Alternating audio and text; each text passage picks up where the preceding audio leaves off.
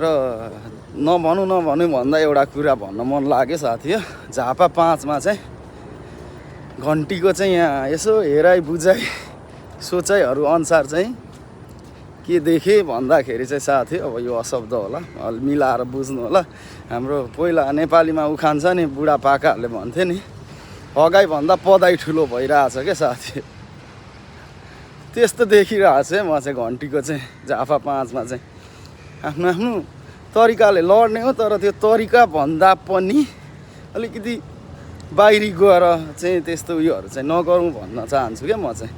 जितेर जाने कल्ले अनि आफै उयो गरेर त हुँदैन साथी हो। भोलिको दिनमा रिजल्टले बताउने हो, नतिजा आएपछि भन्ने हो होइन।